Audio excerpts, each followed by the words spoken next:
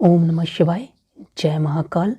जैसा कि आपको पता है, कल 1 फरवरी का दिन है और कल गुरुवार का दिन है।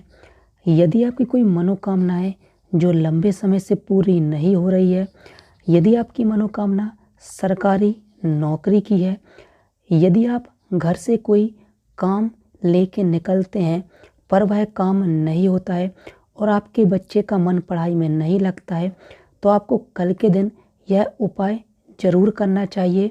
यह उपाय आप सुबह के समय भी कर सकते हैं और प्रदोष काल में भी कर सकते हैं। यह जो उपाय है पूज्य गुरु जी ने अपनी कथा के दौरान बताया था। इसके लिए आपको सबसे पहले गेहूं के दानों की आवश्यकता होगी।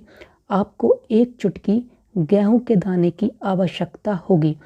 यदि आपके पास गेहूं के दाने नहीं हैं तो आप 1 चुटकी चावल के दाने ले सकते हैं। इसके अलावा आपको 5 समी पत्र की आवश्यकता होगी।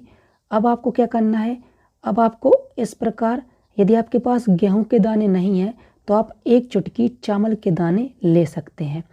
अब आपको एक आटे का दिया तैयार करना होगा और उसमें गोल बाती का प्रयोग करना होगा और उसमें गौ माता का घी का प्रयोग करना होगा और आपको गाय के घी का प्रयोग करना है। कुछ लोग पूछते हैं पैकेट वाला घी भी जो आता है उसमें गाय माता का घी भी आता है। जब आप पैकेट वाला घी लेने जाएंगे तो आप दुकानदार से कहेंगे मुझे गाय का घी चाहिए, तो आपको एक गोल बाती का गाय के घी का दिया तैयार करना है। आप यह उपाय घर में करेंगे।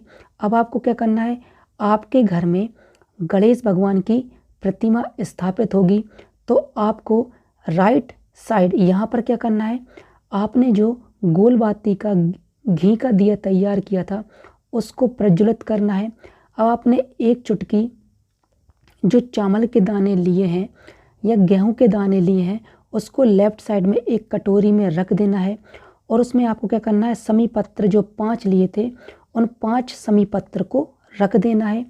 गणेश भगवान से प्रार्थना करने की, हे गणेश भगवान, मैं यह काम करने जाता हूँ पर इस काम में मुझे सफलता नहीं मिलती है।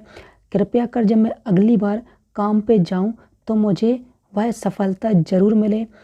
आप जब यह उपाय कर लेंगे तो अगले दिन आपने जो दिया तैयार किया था यह दिया शांत हो जाएगा, जल जाएगा। तो इसका बाती निकाल कर आपको किसी पेड़ के नीचे रख देना है, उस दिए को भी किसी पेड़ के नीचे रख देना है। इस समी पत्र को भी आपको किसी पेड़ के नीचे रख देना है। अब इन गेहूं के दानों को उठा लेना है, या आपने चावल के दाने रखे हैं तो उन चावल के दानों को उठा के रख लेना है और आपका बच्चा जिस भी रूम में पढ़ाई करता है उस रूम में उन गेहूं के दानों को रख देना है या चावल के दानों को रख देना है।